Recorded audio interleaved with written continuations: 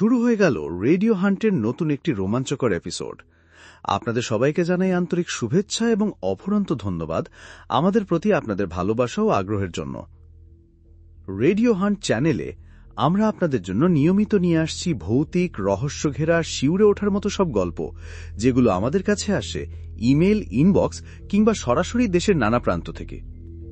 আমাদের টিম গ্রাম বাংলার অজানা স্থান ঘুরে সংগ্রহ করে এসব রুদ্ধশ্বাস অভিজ্ঞতা। আপনাদের ভালোবাসাই আমাদের অনুপ্রেরণা, তাই ভিডিওটি লাইক, কমেন্ট এবং শেয়ার করতে ভুলবেন না। চ্যানেলটি সাবস্ক্রাইব করে পাশে থাকুন আর কমেন্টে জানিয়ে দিন আপনাদের মতামত। রেডিও হান্ট থেকে আপনাদের সঙ্গে আছি আমি সাব্বির। চলুন তাহলে শুরু করা যাক আজকের ভয়ঙ্কর এক ভৌতিক গল্প। মেঘে ঢাকা আকাশটা যেন সেদিন কিছু বলার চেষ্টা করছিল। হঠাৎ দুপুরের পর থেকেই বদলে যেতে থাকে আবহাওয়া। বাতাস ভারী হয়ে ওঠে, গাছের ডালে ডালে অদ্ভুত শব্দ বেজে ওঠে, আর পাখিরা এক এক করে উধাও হয়ে যায়। ছোট্ট শান্ত গ্রামটার নাম ছিল বাহারপুর, আর সেই গ্রামের পাশ দিয়ে বয়ে যেত চান্দা নদী। শান্ত নদীটা হঠাৎ যেন ভয়ঙ্কর হয়ে উঠেছিল সেই দিন। প্রিয়া মাত্র 17 বছরের মেয়ে, হাসি খুশি, প্রাণবন্ত। ক্লাস 8 পর্যন্ত পড়াশোনা করেছিল, তারপর নানা পারিবারিক ঝামেলায় তার পড়াশোনা বন্ধ হয়ে যায়। সে থাকত মা আর ছোট ভাইয়ের সঙ্গে। বাবা বহু বছর আগে কাজের খোঁজে শহরে গিয়ে আর ফেরেনি, তবে প্রিয়ার মুখে সবসময়ই একরকম আলো খেলা করত। কখনো কেউ বুঝতেই পারত না ভিতরে কতটা ঝড় বইছিল তার। সেদিন বিকেলবেলা হঠাৎ করেই সে নিখোঁজ হয়। মা ভেবেছিলেন হয়তো খালার বাড়ি গেছে কিংবা বাজারে, কিন্তু সন্ধে নামতেই আতঙ্ক চেপে ধরে। ঠিক রাত 8টার সময় গ্রামের এক কিশোর নীরাজ ছুটে এসে জানায়, কাকিমা, কাকিমা, প্রিয়াকে ব্রিজের উপর দাঁড়িয়ে থাকতে দেখেছি। খুব অদ্ভুত লাগছিল, কথা বলছিল আপন মনে, তারপর সে নদীতে ঝাঁপ দেয়। এই কথা শুনে যেন জমে বরফ হয়ে গেল প্রিয়ার মায়ের শরীর। চিৎকার করে জ্ঞান হারালেন। খবর ছড়িয়ে পড়ে পুরো গ্রামে। লণ্ঠন হাতে হাতে গ্রামের লোকজন ছুটে যায় ব্রিজের দিকে। চান্দা নদীর উপরে পুরনো একটা ব্রিজ ছিল, লোহার কাঠামোর, আর নিচে গভীর জল। বহু বছর আগেও সেখানে এক মেয়ে আত্মহত্যা করেছিল। তখন থেকেই জায়গাটা অভিশপ্ত বলে পরিচিত ছিল। গ্রামের কিছু যুবক সাথে সাথে নদীতে নামল। কেউ কেউ রশি আনল, কেউ বাঁশ দিয়ে খুঁজে দেখল, কিন্তু অন্ধকার আর জলের ভয়াবহ গর্জনের মাঝে কিছুই দেখা গেল না। ঘড়ির কাঁটা তখন রাত 10টা বেরিয়েছে। বৃষ্টি শুরু হলো হঠাৎ করে, সঙ্গে বিদ্যুৎ চমকাচ্ছে আকাশে। গ্রামের মানুষ ছাতা মাথায় নিয়ে নদীর কিনারে দাঁড়িয়ে থাকল, যদি কখনো নদী কিছু ফেরত দেয়। ততক্ষণে পুলিশ খবর পেয়ে এসে গেছে। থানার ইন্সপেক্টর মানিক ছিলেন নতুন, তবে তার চোখে ছিল অভিজ্ঞতার ছাপ। তিনি গম্ভীর গলায় বললেন, একটা মেয়ে নদীতে ঝাঁপ দিয়েছে, কিন্তু কোনো লাশ নেই। এর মানে আত্মহত্যা হলেও দেহ ভেসে উঠতে সময় লাগবে। কাল ডুবুরিয়ানা হবে। আপাতত সবাই বাড়ি ফিরে যান। কিন্তু কেউই শান্তিতে ফিরতে পারেনি। প্রিয়ার মা কাঁদতে কাঁদতে বলছিলেন, ও এমন কাজ করবে না, আমার মেয়ে এমন না, নিশ্চয়ই কিছু হয়েছে, কেউ ওকে ডেকেছে, টেনেছে, ও তো সাঁতার জানতই না। শুভ, প্রিয়ার ছোটবেলার বন্ধু, এইসব ভিড়ের মধ্যে চুপচাপ দাঁড়িয়েছিল। তার মুখ সাদা হয়ে গিয়েছিল। সেদিন দুপুরে সে শেষবার প্রিয়ার সঙ্গে দেখা করেছিল। প্রিয়া বলেছিল, শুভ জানিস, মাঝে মাঝে মনে হয় নদীটা আমাকে ডাকে, যেন কিছু আছে নিচে, কেউ কথা বলে। শুভ তখন হেসে উড়িয়ে দিয়েছিল, বাড়তি ভাবছিস, এত বই পড়িস বলেই মাথা গরম হয়ে গেছে। কিন্তু আজ সেই নদী প্রিয়াকে গ্রাস করে নিয়েছে। রাত বাড়তেই আশেপাশের কুকুরগুলো অদ্ভুতভাবে ডেকে উঠল। নদীর পাশে দাঁড়ানো মানুষরা কেঁপে উঠল, কারণ কেউ যেন ফিস ফিস করে ডাকছে, মা, মা, শুভ। শুভ চমকে তাকালো নদীর জলের দিকে, কিন্তু কিছুই দেখা গেল না। শুধু নিঃশব্দ জলের স্রোত আর আশেপাশে ধোয়ার মতো কুয়াশা। পুলিশ লাঠি হাতে ব্রিজের নিচে আলো ফেলল, কিছু নেই। পরদিন সকাল থেকে ডুবুরিরা শুরু করলো তল্লাশি। 3 দিন টানা খোঁজাখুঁজি চলল, কিন্তু কোথাও পাওয়া গেল না প্রিয়ার লাশ। পুলিশ রিপোর্টে লেখা হলো মৃতদেহ নিখোঁজ, আত্মহত্যার সন্দেহ। কিন্তু গ্রামের লোকেরা বলল নদীটা ওকে রেখেছে, নদী তাকে নেয়নি, ডেকেছে। এই নদীতে কিছু আছে, কিছু পুরনো অভিশাপ। শুভ আর প্রিয়া দুজনেই মানতে পারছিল না মেয়ে মারা গেছে। মা দিনে দিনে পাগলের মতো হয়ে গেলেন, আর শুভ সে যেন কিছু বোঝার চেষ্টা করছিল। কিন্তু এরপর যা ঘটতে শুরু করল তা কেউ কল্পনাও করতে পারেনি। প্রিয়ার নিখোঁজ হওয়ার পর কেটে গেছে পুরো 1 সপ্তাহ, কিন্তু বাহারপুর গ্রামের মানুষ যেন স্বাভাবিক হতে পারছিল না। গ্রামের লোকজনের মুখে মুখে একটাই কথা ঘুরপাক খাচ্ছিল, চান্দা নদী এখন আর আগের মতো শান্ত নেই। রাতে, বিশেষ করে মধ্যরাতের পর, নদীর ঘাটে কেমন যেন একটা অদ্ভুত শব্দ শোনা যায়। কেউ বলে বাতাসের আওয়াজ, কেউ বলে নদীর স্রোত, কিন্তু যারা শুনেছে তারা জানে ওটা মানুষের কান্না। স্পষ্ট করে একটা মেয়ের কণ্ঠ, নরম, করুণ আর বুক ভাঙা কান্নায় ভরা। এক রাতে কাকু, গ্রামের এক মাঝবয়সী লোক, পেশায় জেলে, ভোরবেলা নদীতে মাছ ধরতে গিয়ে ফিরেই বললেন, আমি নদীর মাঝখানে ছিলাম, হঠাৎ করে দেখি ব্রিজের নিচে একটা সাদা ছায়া ভেসে আছে। ওর মাথার চুল জলের ওপর ভাসছে, আর চোখ যেন আমার দিকে তাকিয়ে আছে। আমি আর দাঁড়াইনি, সরাসরি ফিরে এসেছি। সবাই ভয় পেয়ে গেল। কয়েকজন কিশোর সাহস করে রাত 12টায় ঘাটে গেল মোবাইল নিয়ে। তারা ভিডিও করার চেষ্টা করেছিল, কিন্তু হঠাৎ করেই মোবাইল বন্ধ হয়ে যায়। তাদের মধ্যে একজন, রবি, অজ্ঞান হয়ে পড়ে যায়। রবির জ্ঞান ফেলে ভোরের দিকে। সে ফ্যাল করে তাকিয়ে বলে, আমি একটা মেয়েকে দেখেছি, ওর মুখ পুরো ভেজা আর চোখ দিয়ে শুধু জল পড়ছে, আর ও বলছিল, শুভ, শুভ কোথায়? এই ঘটনার পর থেকে ঘাটটা পুরোপুরি পরিত্যক্ত হয়ে পড়ে। কেউ আর রাতে সেখানে যায় না। শুভ, যে কিনা প্রিয়ার সবচেয়ে ঘনিষ্ঠ বন্ধু ছিল, সব শুনে ভিতরে ভিতরে অস্থির হয়ে ওঠে।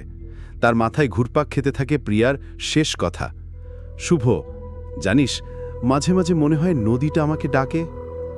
এক রাতে শুভ আর থাকতে পারল না। সে সিদ্ধান্ত নিল নিজে গিয়ে দেখবে। রাত তখন 11:45। চাঁদ মেঘে ঢাকা। শুভ ধীরে ধীরে নদীর দিকে এগিয়ে যায়। তার পকেটে একটা ছোট্ট টর্চ লাইট আর হাতে প্রিয়ার ছবি। সে জানে এটা পাগলামি, কিন্তু মনে হচ্ছিল প্রিয়া কোথাও আছে, তাকেই ডেকে চলেছে। নদীর ঘাটে পৌঁছেই তার গায়ে কাঁটা দিয়ে ওঠে। চারিদিক নীরব, শুধু স্রোতের শব্দ। সে ধীরে ধীরে ব্রিজের কাছে গিয়ে দাঁড়ালো, আর ঠিক তখনই সে শুনতে পেল একটা পরিচিত কণ্ঠস্বর, শুভ, আমি এখানে, তুমি আমাকে ভুলে গেলে? শুভর হাড় হিম হয়ে যায়। সে টর্চ জ্বালিয়ে ঘাটের দিকে তাকায়, কিন্তু কিছুই নেই। কিন্তু হঠাৎ নদীর উপর হালকা কুয়াশার মাঝে একটা মেয়ের ছায়া দেখা যায়। সাদা পোশাকে, চুলগুলো ভেজা, মুখে কষ্ট আর দুঃখের ছাপ, আর তার ঠোঁট নাড়ছে, যেন কিছু বলতে চাইছে। আমি তো বাঁচতে চেয়েছিলাম, কেউ আমাকে ঠেলে দিয়েছে। শুভ দৌড়ে সেখান থেকে পালিয়ে যায়। তার শরীর তখন থরথর করে কাঁপছে। সে বাড়িতে ফিরে আসার পর জ্বর ধরে, আর রাতে ঘুমের মধ্যে প্রিয়ার নাম নিয়ে ঘুমিয়ে ঘুমিয়ে চিৎকার করে ওঠে। পরদিন সকালে শুভ তার ঠাকুরমার কাছে যায়। ঠাকুরমা ছিলেন এক রহস্যময় বৃদ্ধা, যিনি অনেক কিছু জানতেন। গ্রামের লোকেরা যাকে জানা বুড়ি বলে ডাকত। শুভ তার সব কথা খুলে বলে। ঠাকুরমা ধীরে ধীরে চোখ বন্ধ করে বললেন, এই নদী চিরকাল শান্ত ছিল না রে। বহু বছর আগে এখানেই আর একটা মেয়ে হারিয়ে গিয়েছিল, ঠিক প্রিয়ার মতোই। তার আত্মাও কেউ খুঁজে পায়নি। নদীর নিচে এক জায়গা আছে, যেখানে দুঃখেরা আটকে থাকে, শান্তি পায় না। শুভ চুপচাপ বসে থাকল। প্রিয়া মরেনি। ঠাকুরমা চোখ খুলে বললেন, তাকে আটকে রাখা হয়েছে। হয়তো সে নিজেই কিছু বলতে চাইছে, হয়তো কোনো সত্যি এখনো চাপা আছে। শুভর বুক ধড়ফড় করে উঠল। তুমি বলছো সে ফিরে এসেছে? শুভ প্রশ্ন করল। সে শুধু ফিরে আসেনি, তার কান্না এখন নদী বেয়ে ঘুরে বেড়ায়। কিন্তু কেন সে ডাকে শুধু তোমার নাম, সেটা বোঝার সময় হয়েছে। প্রিয়ার মৃত্যুর 10 দিন কেটে গেছে, কিন্তু তার লাশের কোনো সন্ধান মেলেনি। গ্রাম জুড়ে ছড়িয়ে পড়েছে এক অদ্ভুত ভয়। চান্দা নদী যেন বদলে যাচ্ছে। ঘাটে বসে আর কেউ মাছ ধরে না। সন্ধ্যার পর লোকেরা ঘর থেকে বের হয় না। এমনকি নদীর ধারে হেঁটে যাওয়াটাও রীতিমতো এক সাহসিকতার কাজ হয়ে দাঁড়িয়েছে। পুলিশের তরফ থেকে তদন্ত আপাতত স্থগিত, কিন্তু শুভ থেমে থাকেনি। সে বারবার চেষ্টা করছে প্রিয়ার সাথে হওয়া ঘটনার পেছনের রহস্যটা খুঁজে পেতে। একদিন সকালে শুভ থানায় যায় ইন্সপেক্টর মানিকের সাথে দেখা করতে। মানিক এক কঠিন চেহারার মানুষ হলেও শুভকে গুরুত্ব দেন। শুভ তাকে বলে, স্যার, আমি বিশ্বাস করি প্রিয়া আত্মহত্যা করেনি, কেউ তাকে নদীতে ফেলে দিয়েছে, আর এখন সে ফিরে এসেছে, তার আত্মা আমাদের কিছু জানাতে চাইছে। ইন্সপেক্টর মানিক প্রথমে হেসে উড়িয়ে দেন, কিন্তু শুভ যখন রবি, কাকু ও অন্যান্যদের অভিজ্ঞতার কথা বলেন তখন মানিক একটু থেমে যান। তিনি বলেন, তোমার কথায় যদি 1% সত্যি থাকে তাহলে আমাদের কিছু করতে হবে। নদীর নিচটা আমরা আরেকবার স্ক্যান করাবো। আমি ডুবুরি আনছি শহর থেকে। 2 দিন পর এলো 2 জন প্রশিক্ষিত ডুবুরি, রজত আর গৌতম, সঙ্গে আধুনিক স্ক্যানিং যন্ত্র। তারা সকালবেলা নদীর নির্দিষ্ট অংশে নামেন। শুভও উপস্থিত ছিল। প্রথম আধা ঘন্টা কিছুই দেখা যায়নি, কিন্তু তারপর হঠাৎ স্ক্যানারে এক অদ্ভুত জিনিস ধরা পড়ে।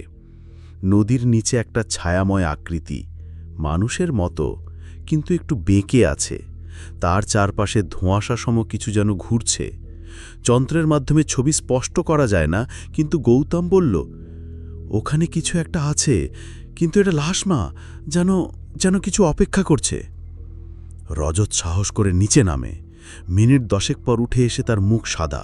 সে বলে, আমি একটা মেয়েকে দেখেছি, সে নিচে বসে আছে, মাথা নিচু করে।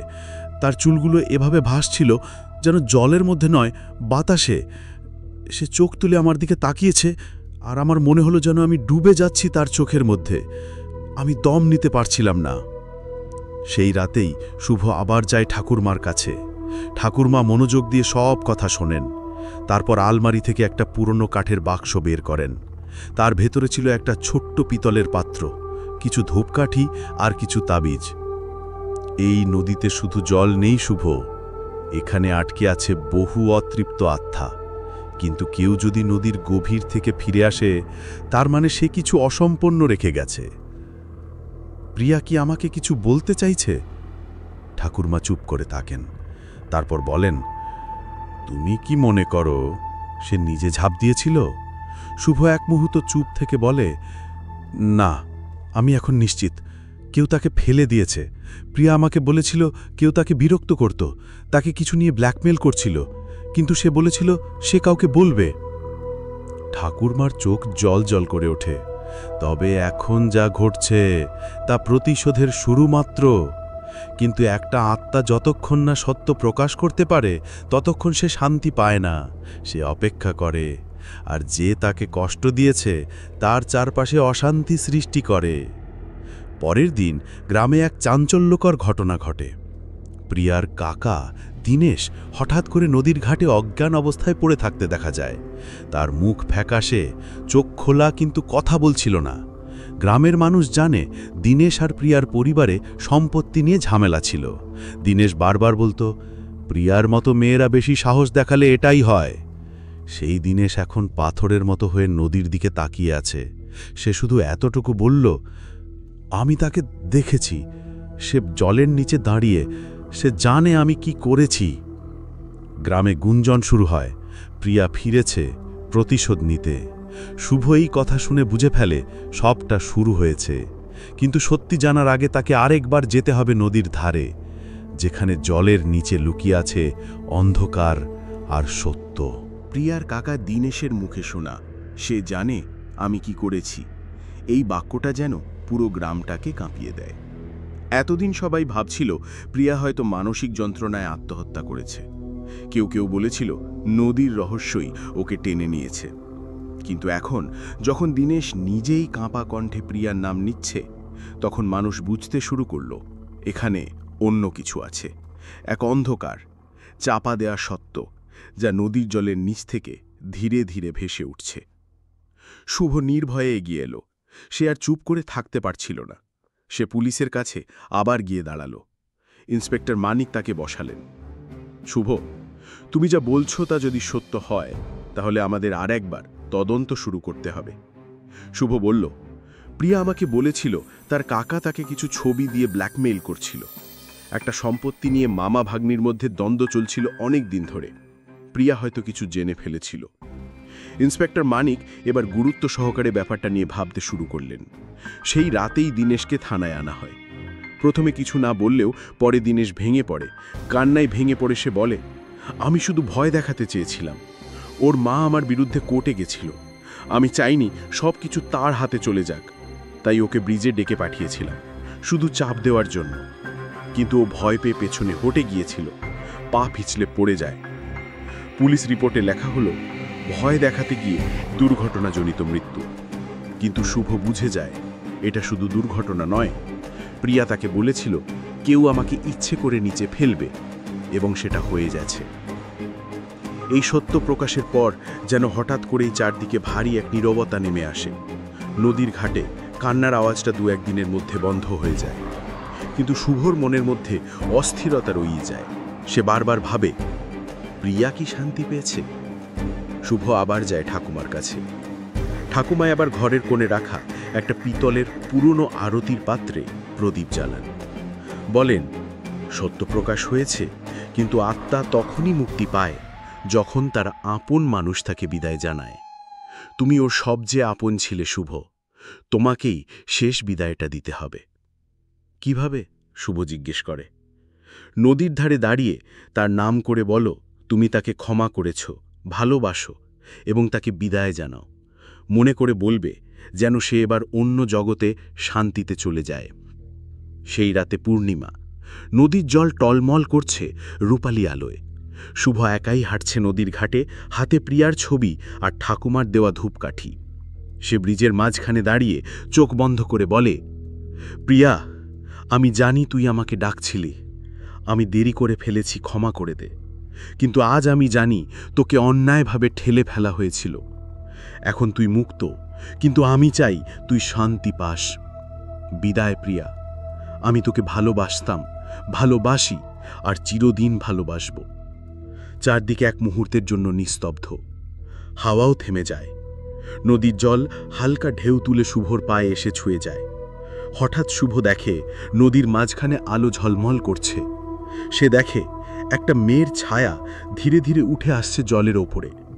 মুখে শান্তি, চোখে একরাশ ভালোবাসা। সে ঠোঁট নাড়ে, কিন্তু কোনো শব্দ হয় না।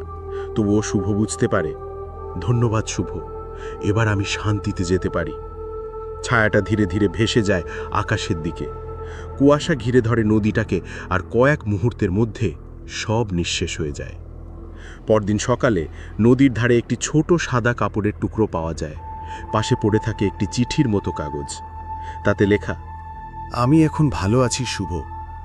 আমি শুধু চাইছিলাম তুমি আমাকে ভুলে না যাও, কিন্তু এখন আমি জানি তুমি আজীবন আমাকে মনে রাখবে। এবার আমি চলে যাচ্ছি, বিদায়। গ্রামে আবার স্বাভাবিক জীবন ফিরতে শুরু করে।